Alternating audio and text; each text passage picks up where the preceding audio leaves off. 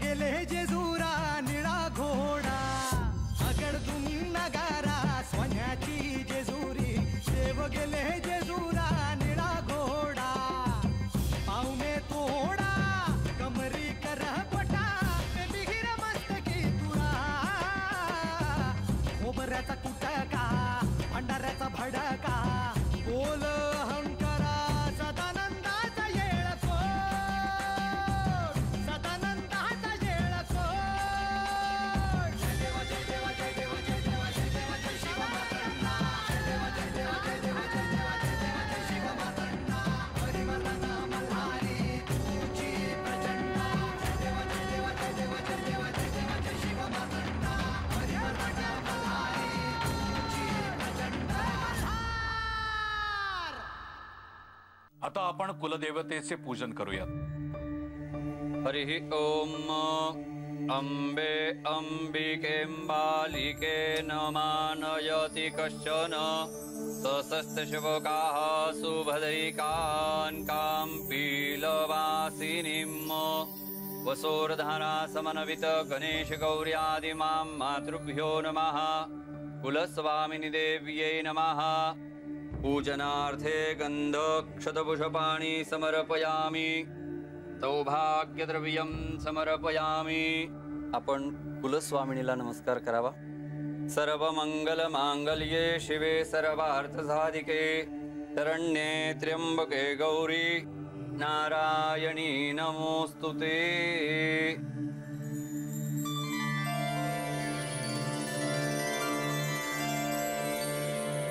आता उभयतांनी आपापल्या आराध्याचे स्मरण करा। क्षमा असावी देवा।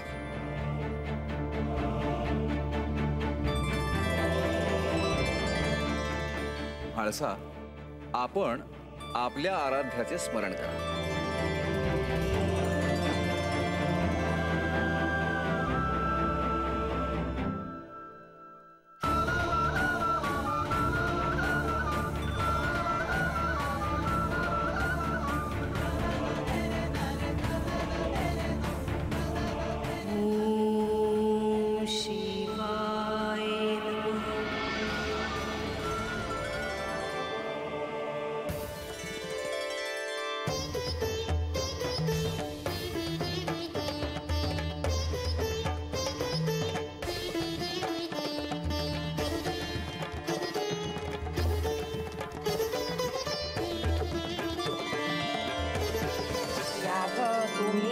सुवासिनी बाई पाच जणी तुम्ही हळद लावा।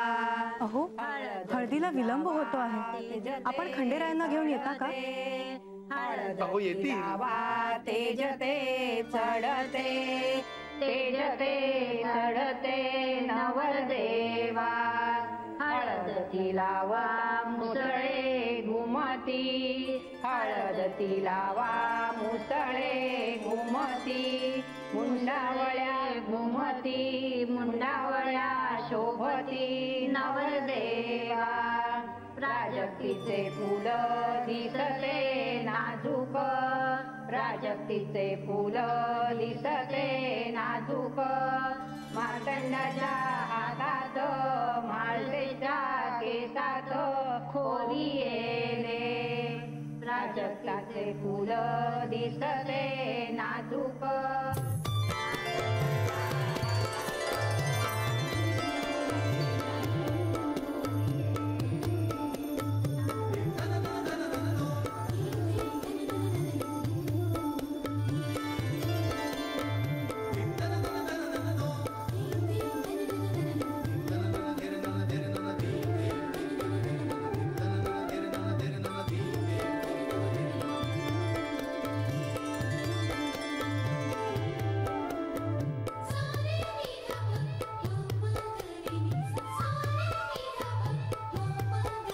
देवी, आता तुझ्याशिवाय जेजुरीला शोभा नाही। मला आपल्याला एक भेटवस्तू द्यायची आहे। आपल्याकडून ही पहिली भेट असणार आहे। आम्हाला आवडेल।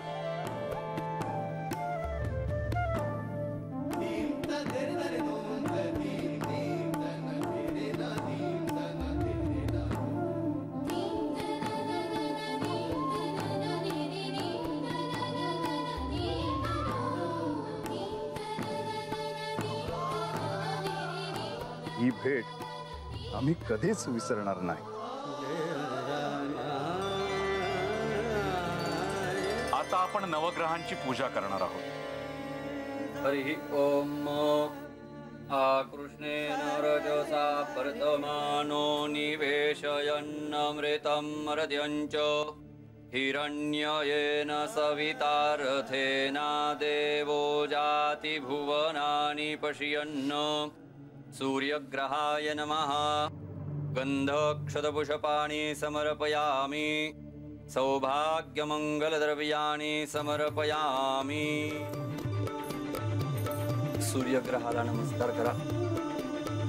हरिः ओम इमं देवा असपत्नग्नो सुवदभं महते क्षत्राय महते ज्येष्ठाय महते जानराज्या इन्द्रस्येन्द्रियाय इममुखिय पुत्रममुखियै पुत्रमसयै पिष एखवो मीराजा सोमोऽस्माकं ब्राह्मणानाग्पुराजा.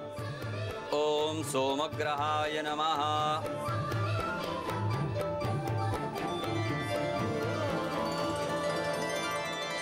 याग तुम्ही सुवासिनी बाई, 5 जणी तुम्ही हळद लावा. हळदती लावा तेजते चढते, तेजते चढते नवदेवा. हळदती लावा मुसळे घुमती, हळदती लावा मुसळे घुमती. मुंडावळ्या घुमती, मुंडावळ्या शोभती नवदेवा. प्राजक्तीचे फुल दिसते कैलास राणा शिवचंद्रमौळी. फणींद्रमाथा भ्रुकुटी जळाली. कारुण्य सिंधू भवदुःखहारी. तुझवीन शंभो मदकोणतारी. रुद्रवरुणाय नमः. प्रार्थनापूर्वकं नमस्करोमि. अथ ग्रहयज्ञं समारभेत. आता आपण ग्रहयज्ञाला आरंभ करूयात. हरिः ओम आकृष्णेन रजसा वर्तमानो निवेशयन्नमृतं मर्त्यञ्च ऋतेन सत्यमिन्द्रियं विपानको शुक्रमन्दसा इन्द्रसेन्द्रियमिदं पयोमृतं मधु स्वाहा. ओम शन्नो देवीरविष्टय आपो भवन्तु पीतये. संजोरविस्रवन्तु नः स्वाहा. ओम कयानश्चितर आभुवदूति सदा प्रेदाः सखा. कयाशशिष्टया प्रेता स्वाहा.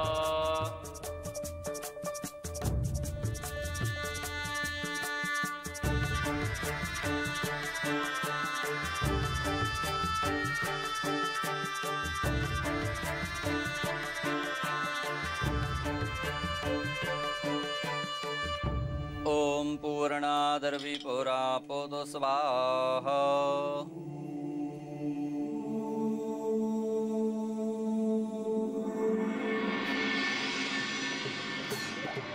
तुला वेड लागले कुंभक. त्या खंडोबाने म्हाळसाला दिलेला सुवर्ण दर्पण तू मला चोरून आणायला सांगतोयस, तेही त्या खंडोबाच्या विवाहातून. ही गोष्ट जर त्या खंडोबाला कळली तर तो निश्चितच मला ठार करेल. ही गोष्ट कोणालाही कळू नये म्हणून तर मी तुझ्यावर एक कार्य सोपवतोय. तुझ्या मायावी शक्तीने तू असं रूप धारण कर की तिथे कोणालाही कळणार नाही. ते शक्य नाहीये कुंभक. मी कोणतंही रूप धारण केलं तरी त्या खंडोबाला ते कळणारच. अरे असा वागू नकोस. ऐन वेळी पायातलं बळ गेल्यासारखं करू नकोस. तो सुवर्ण दर्पण जर तुला चोरून आणायचं असेल तर तुला असं रूप घ्यावं लागेल ज्यामुळे तुझ्यावर लोकांचा विश्वास बसेल. असं रूप जे माणसाच्या जवळच्या लोकांपैकी, घरच्या लोकांपैकी एक असेल. तू एक गोष्ट विसरतोयस कुंभक. हा खंडोबा आणि म्हाळसाचा विवाह सोहळा आहे. या विवाह सोहळ्यात म्हाळसाचे आई वडील तिच्या बरोबर विधींमध्ये असणार, कायम तिच्या सोबत असणार. अशा स्थितीत मी त्यांचं रूप कसं धारण करणार? आणि तो सुवर्ण दर्पण तो कुठे आहे हे मला कळणार तरी कसं?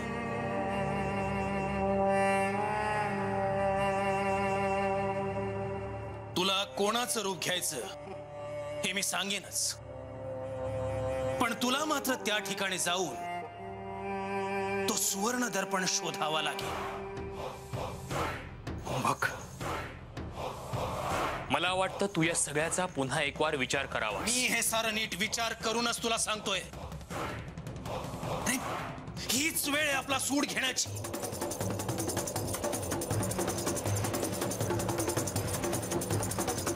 काही झालं तरी मला त्या खंडोबाला इजा झालेली पाहायची, मग ती कशीही असो. त्यासाठी काहीही करावं लागलं तरी मी ते करेन. अगदी त्याच्या विवाहात अडथळा आणायचा असला तरी मी तो आणेन, हे ध्यानात ठेव.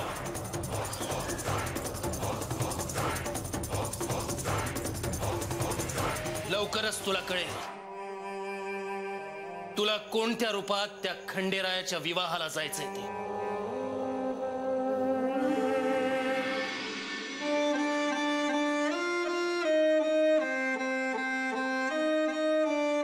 आजा, आजा, काय झालं वाढण्याला? अरे तुला पण बाजूचा माणूस दिसेना. असं कोणता विचार करतोय आज? ते म्या तुला का सांगू ग? काय नाही ग, खंडोबा घरला येणार आहेत तेव्हा काय काय करायचं ना त्याचा विचार करत होतो बघ म्या. ते बानून कवाच ठरवलं आहे. होय का? तुमचं ठरलं का? म्या बी ठरवलंय. मला खंडोबाकडे एकच मागणं मागायचं आहे. हा बया, मी आम्ही खंडऱ्यांजवळ एक मागणं मागणारच आहे बघ. हे म्हणजे उगा तू अण्णा का चालूस? अनबा, असं वागू नकस त्यांच्या समोर. उगा काय बी मागू नकोस त्यांच्याकडं. आपल्याला त्यांच्याकडं काय बी मागायचं नाही हाय. अगं बानू, मी स्वतःसाठी नाही मागणार, मी तुझ्यासाठी मागणार आहे. मी खंडोबाला सांगणार आहे माझी पोरगी सुखात राहायला होवी. अरे म्या हाय सुखात, आणि त्यांची कृपा असेल ना तर अशीच सुखात राहील बघ म्या. पण तू उगा काय बाय मागू नकस त्यांच्याकडं. आधीच त्यांनी मला सांगितलं होतं की कोणाला बी सांगू नकस. त्यात आता तुला आणि मंजीला कळायला हाय की ते येणार आहे. आता कशाला अजून त्यांना उगा त्रास? नाही म्हणजे नाही, नाहीतर काय ग? हा, जाशील वहीत ना. आता तर मी मागणं मागणारच आहे बघ. होय का? नाहीतर काय?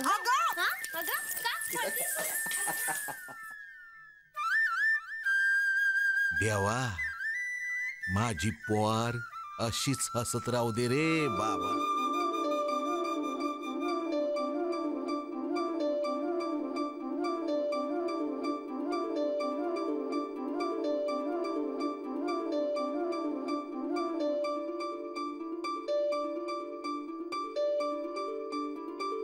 व्हायचा चला, प्रस्थानाची वेळ झालीये.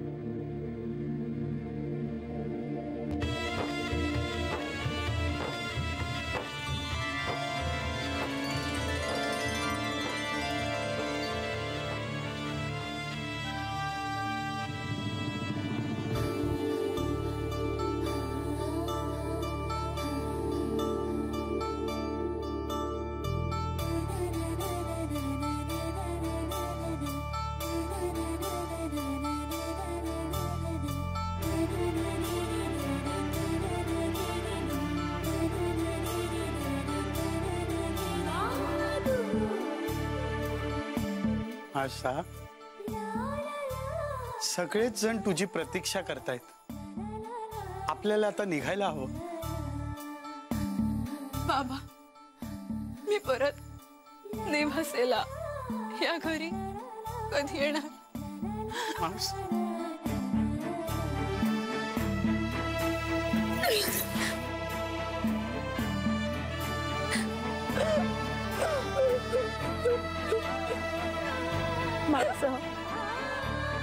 मायसा रडू नको बाळ. हे बघ, सगळं कसं छान चाललंय ना.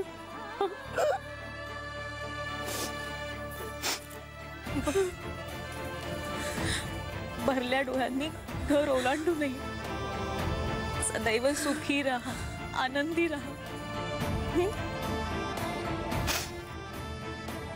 आणि तुम्हीही सगळ्यांनी डोळे पुसून घ्या. चला, प्रस्थानाची वेळ झालीये ना. चला.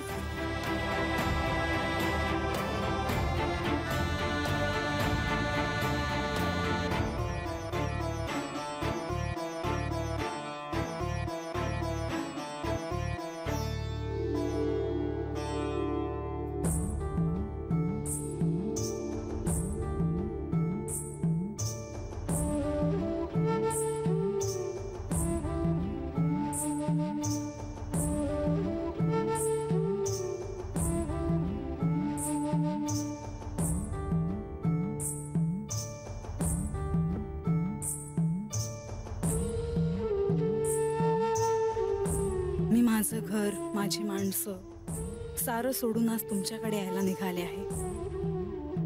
मला काय होतंय हे मला कळत नाही. मला काय म्हणायचंय हे मला शब्दातही सांगता येत नाहीये. मन सैरवैर झालेलं आहे. हे स्वप्न वाटतं इतकं खरं आहे.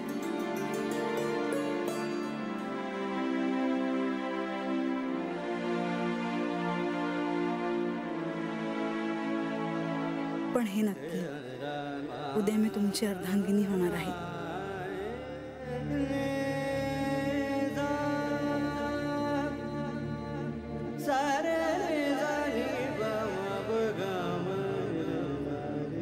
बोलावे. आम्ही आता नेवासेहून पालीला प्रस्थान केले आहे.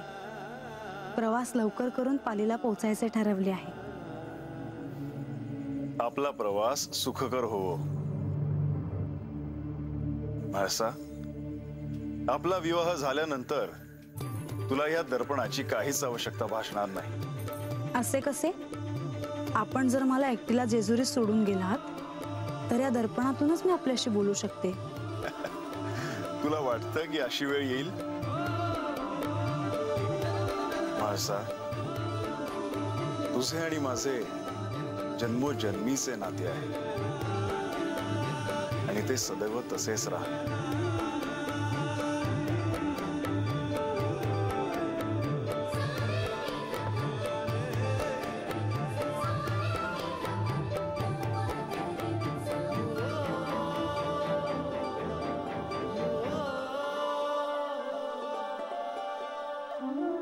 सर्व देवदेवतांच्या साक्षीने अनेक लोकांच्या उपस्थितीत गोरज मुहूर्तावर उद्या आपला विवाह होणार.